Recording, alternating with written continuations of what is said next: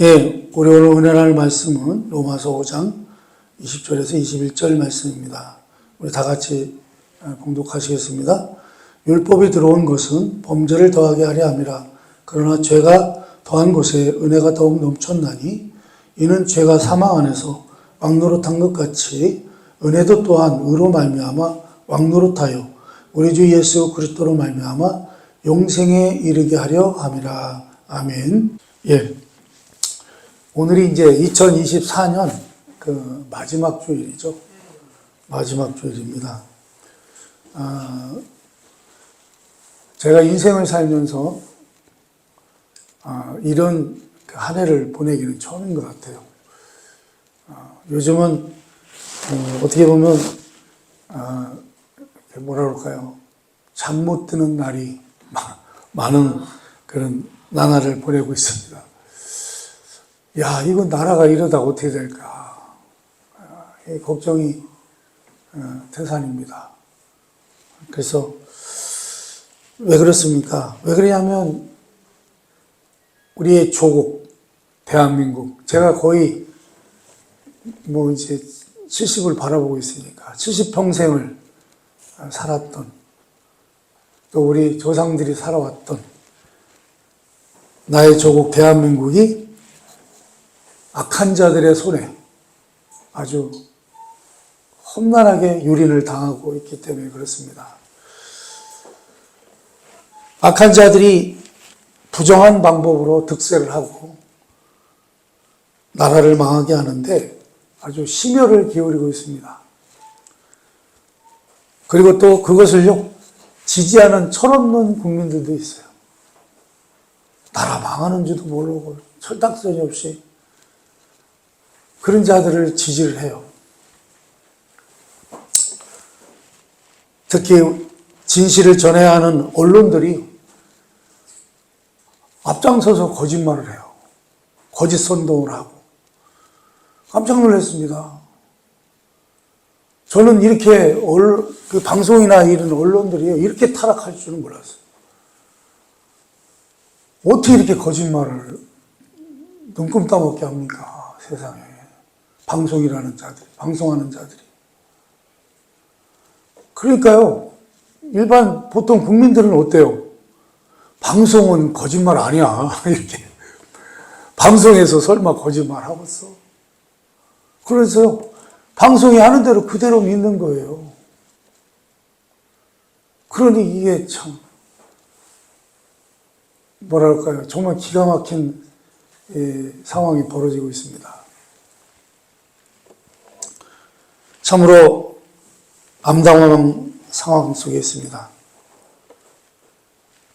그런데 다행스럽게도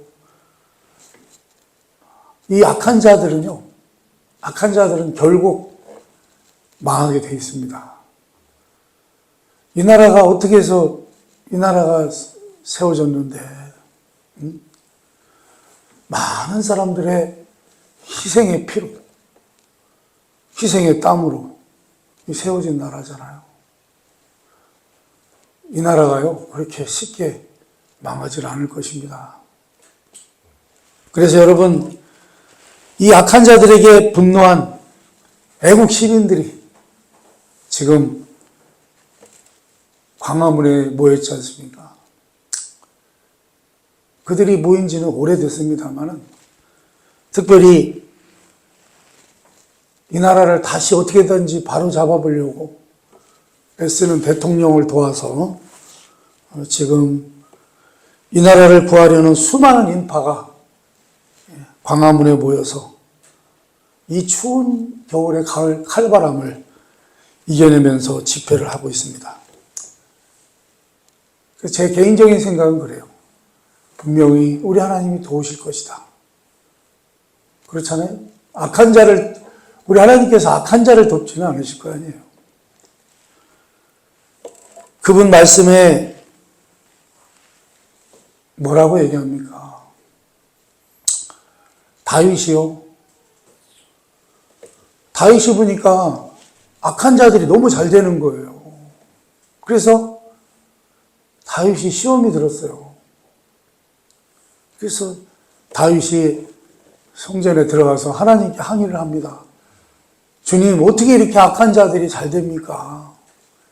악한 자들은 하는 것도 잘 되고, 그들은 뒤질 때도 그냥 건강하게 죽습니다. 이게 어찌된 일입니까? 그러니까 우리 하나님이 그렇게 말씀하세요.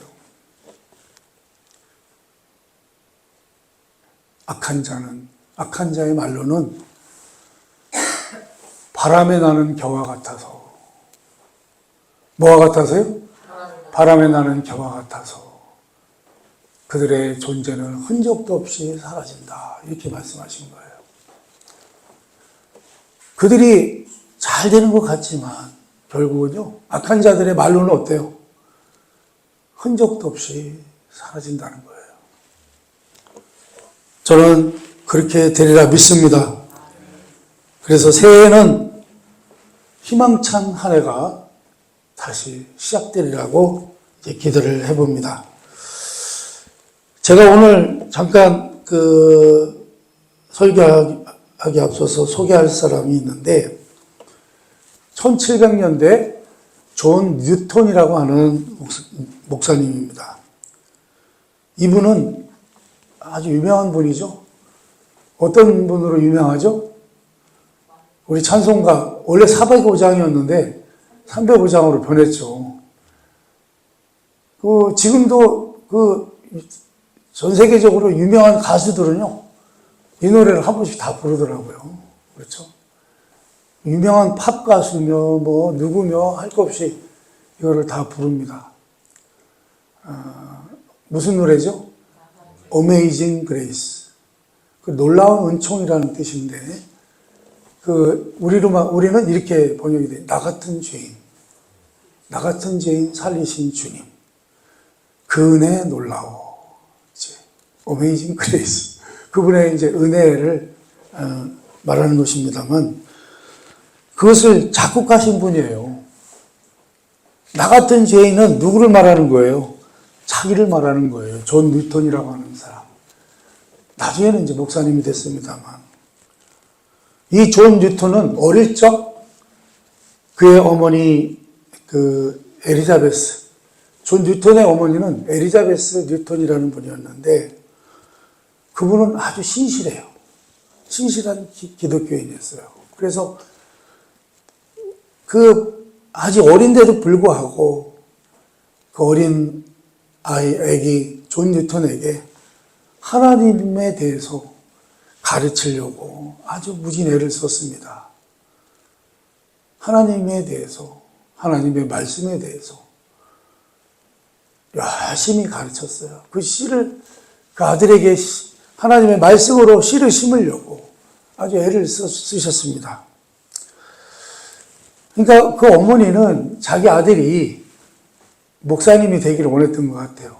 복음 전도자가 되기를 원했는데, 그런데 아버지는 뱃사람이었는데, 그 존의 아버지는 자기처럼, 자기 아들도 누구처럼 되기를 뭐가 되기를 원했냐면, 뱃사람이 되기를 원했던 거예요.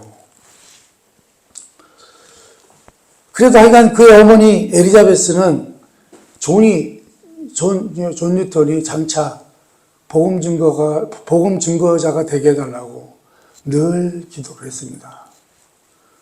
그런데 불행히도 존이 6살 때, 그러니까 아기 때부터 하나님 말씀을 가르친 거예요, 엄마가 아기할 때.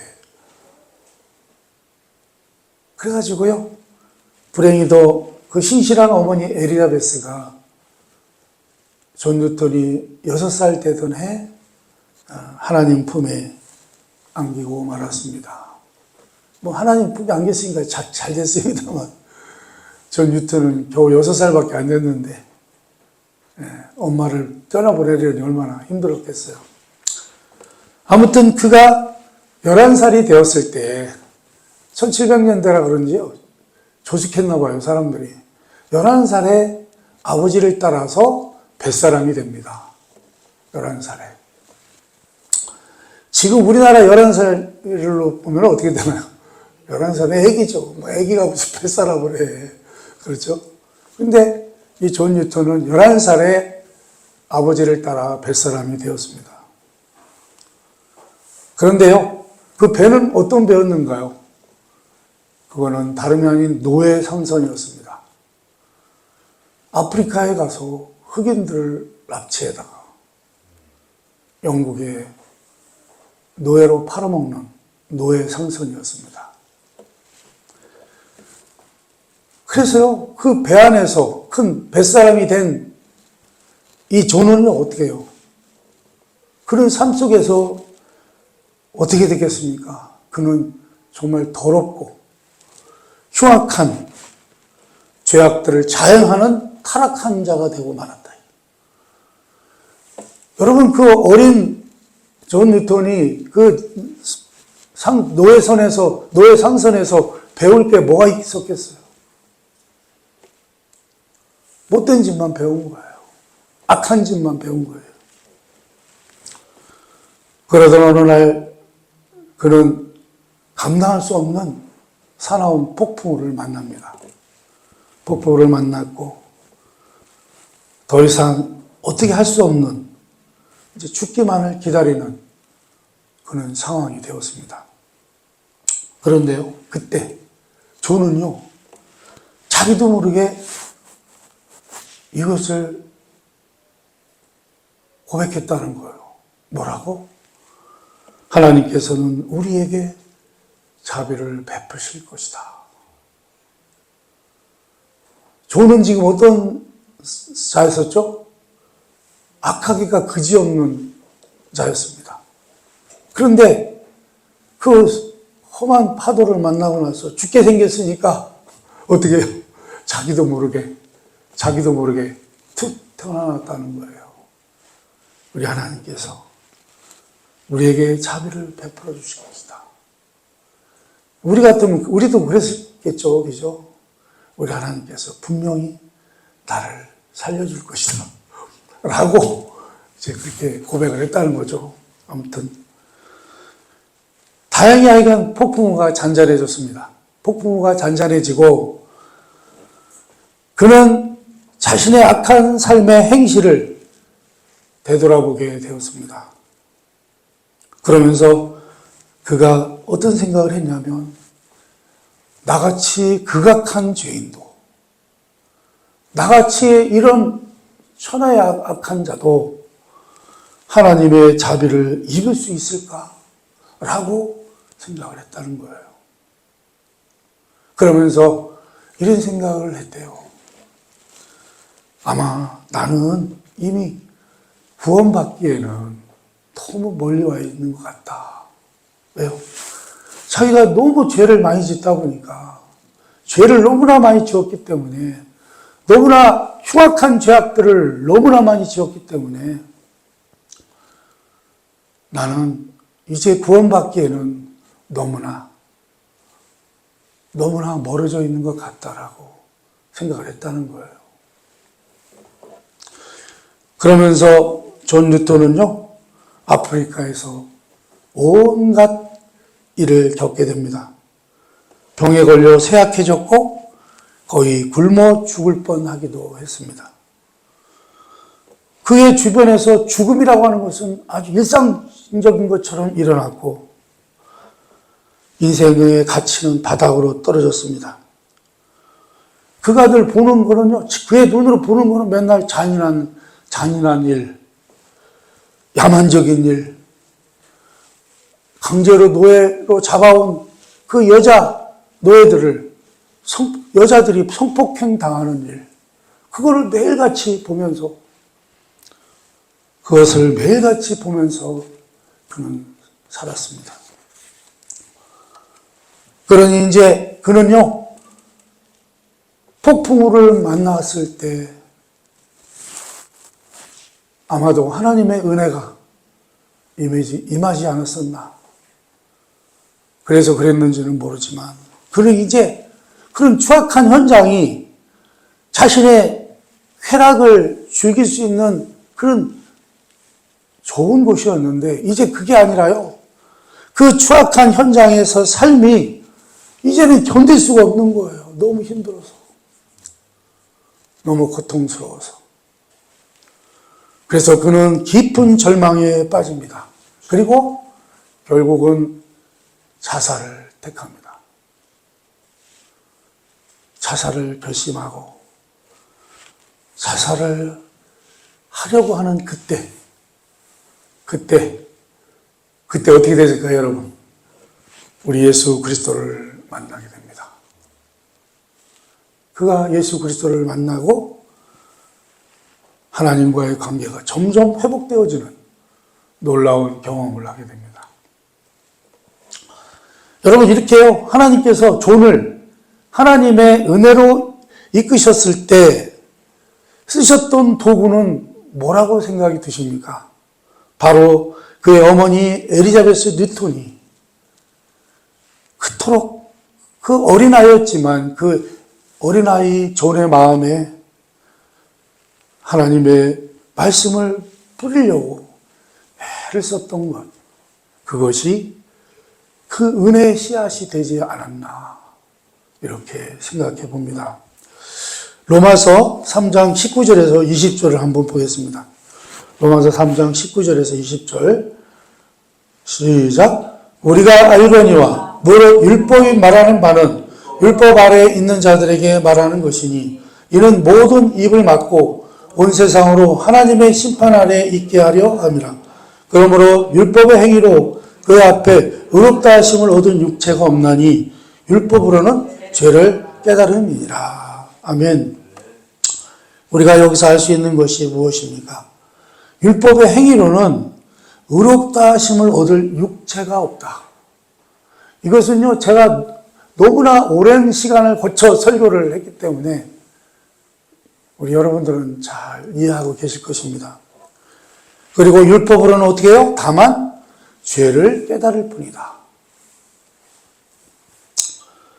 여러분, 이렇게 하나님의 율법을 알면 존 뉴턴의 어머니처럼 여러분이 자녀를 기를 때요, 아주 유용합니다. 거기에 세 가지의 유용한 면이 있는데 그것을 한번 살펴보면요. 율법은 우리에게 하나님의 의의 표준을 제시해 줍니다. 하나님의 의의 표준.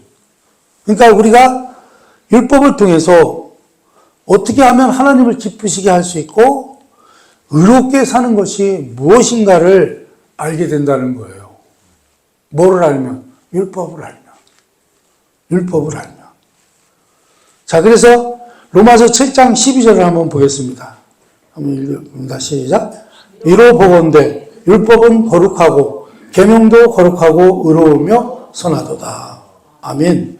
그러므로 율법은요, 우리에게 하나님께서는 인간에게 무엇을 기대하고 계신가를 보여주고 있는 거라는 거예요. 그러니까 여러분, 율법이라고 하는 건 어때요?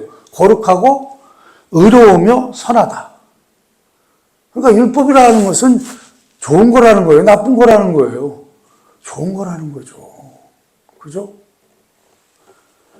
이처럼 율법에는요, 하등의 문제가 없어요. 조금도 문제가 없어요. 율법이라고 하는 것은 좋은 것입니다. 그런데 문제는 율법에게 있는 게 아니라 누구에게 있어요? 우리 자신에게 있다는 것입니다. 율법은 하등의 문제가 없는데 문제는 누구에게 있어요? 나에게 있더라는 거예요. 우리에게 있더라는 거예요. 왜요? 우리는 거룩하지도 의롭지도 못한 불경건한 죄인들이기 때문에 그렇다는 거예요. 율법은 거룩하고 의롭고 좋은 것이지만 우리가 죄인이기 때문에 우리가 이미 타락해 있는 자들이기 때문에 더러운 자들이기 때문에 부패한 심성을 갖고 있기 때문에 율법이라고 하는 것을 지키지를 못한다는 거예요. 율법을 지키면 좋은 건 알지만 그게 안 된다는 거예요. 우리가 아무리 율법을 따라 살려고 했어도 우리는 언제나 율법을 지키는 데는 실패할 수밖에 없다. 그런 말씀입니다. 두 번째, 율법은요, 죄를 깨닫게 한다는 거예요. 여러분, 율법이 없을 때는 사람들이 죄를 져도 죄가 뭔지를 몰랐단 말이죠. 거짓말하는 게 죄인 줄을 몰랐단 말이죠. 남의 것을 도둑질하는 게 죄인 줄을 몰랐단 말이죠. 그러니 여러분, 율법은요, 여러분이 자녀들에게 하나님의 계명을 가르치고 그들이 그 계명을 이해할 수 있도록 설명해 주면 그들은 자신이 뭘 깨닫게 되냐면, 아, 나는 하나님의 기준에 이를 수 없다고 하는 것을 알게 된다는 거예요. 그러면서 율법을 열심히 알게 하면 아이들이 뭐예요? 그 율법을 통해서 뭘 깨닫게 돼요? 죄를 깨닫게 된다는 거예요. 죄를. 여러분, 어떤 방송국 기자가 어떤 목사님한테 물어보는 게 있었어요. 우리가 왜 기독교 신앙을 가져야 됩니까? 그러니까 그 목사님이 뭐라고 그러냐면, 우리는 다 죄인이기 때문에 그렇습니다. 이렇게 얘기를 했어요. 그러니까 그 방송국 기자가 뭐라고 하냐면, 나는 여태까지 죄를 져본 적이 없는데요. 저는 여태까지 평생 살면서 죄를 진 적이 없습니다. 그런데 무슨 죄 때문에 예수를 믿어야 된다고요?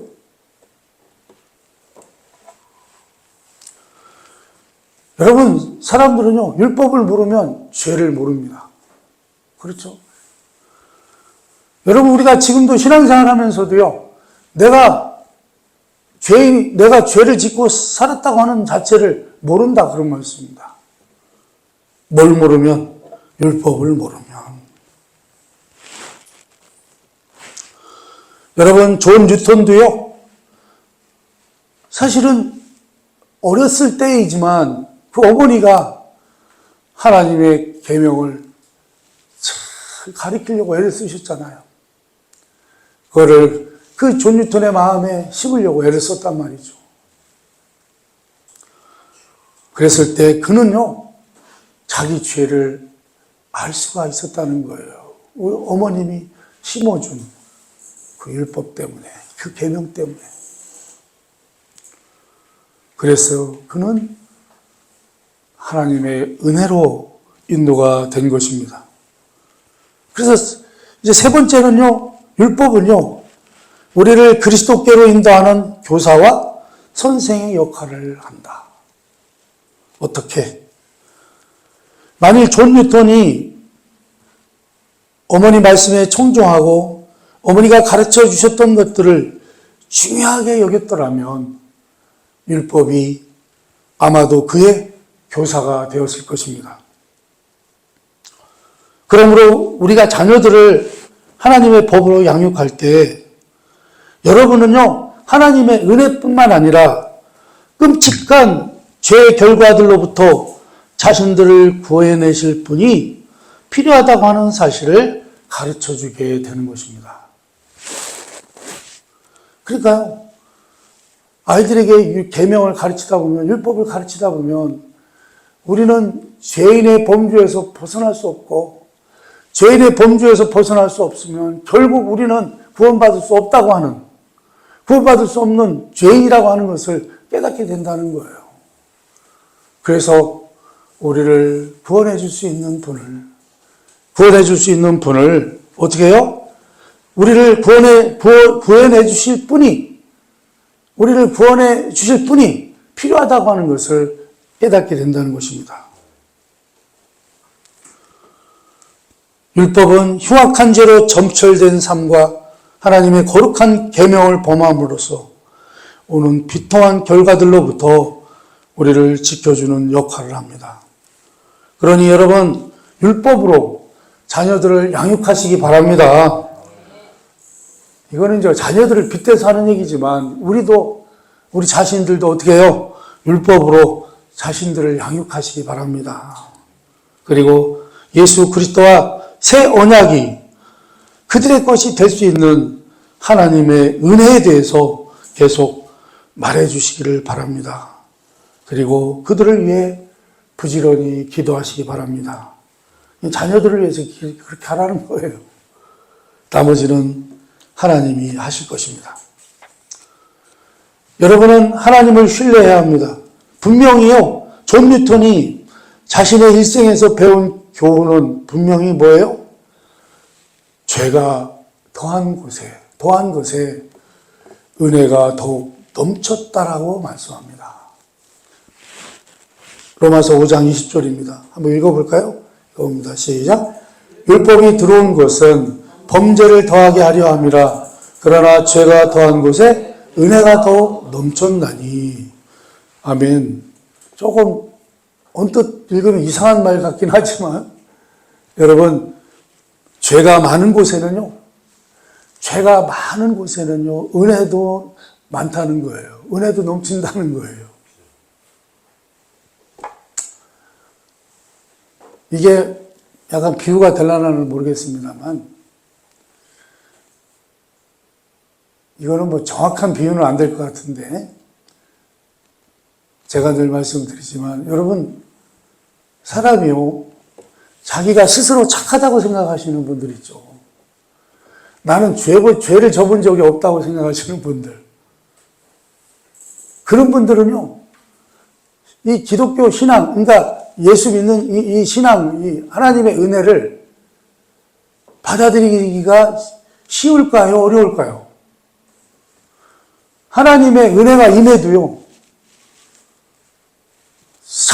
자신이 스스로 죄가 없다고 생각하는 사람들은 어때요? 그걸 받아들이려고 할까요? 안 할까요? 안 하죠. 나 죄진 게 없는데. 나는 아무리 생각해도 난 죄진 게 없어. 대한민국 법도 잘 지켰고, 다른 사람들이 나보고 법 없이도 살 사람이라고 하고, 할 정도로 내가 그런 아주 선량한 사람인데, 왜 나에게 하나님의 은혜가 필요한가?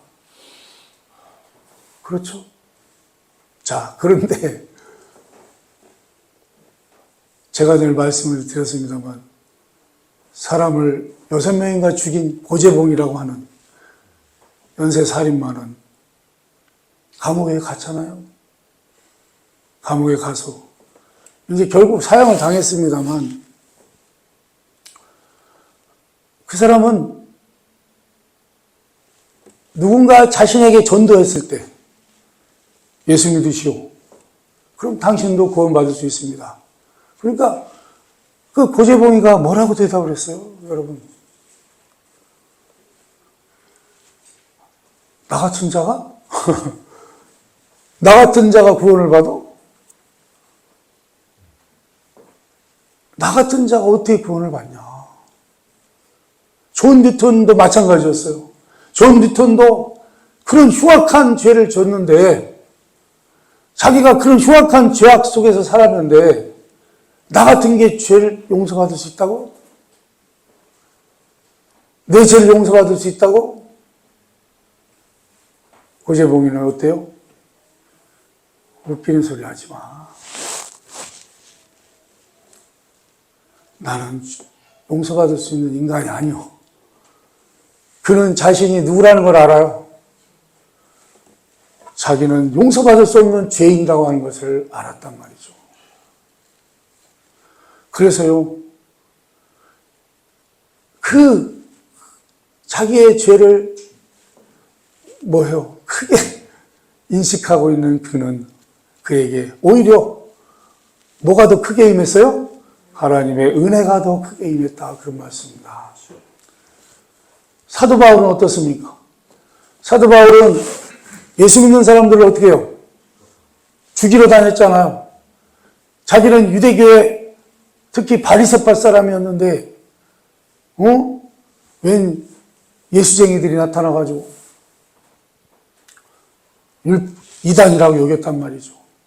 그래서 이 사도 바울은요, 기독교인들을 잡으러 다니고 잡아서 죽이러 다녔습니다.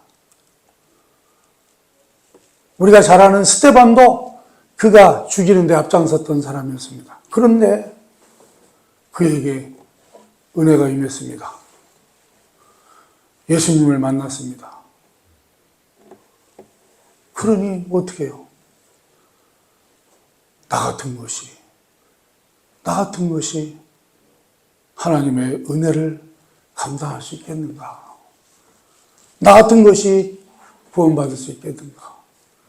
나 같은 것이, 거기에다가 사도 바울은 뭐였어요? 우리 예수 그리스도를 전하는 사도로서의 삶을 살았잖아요.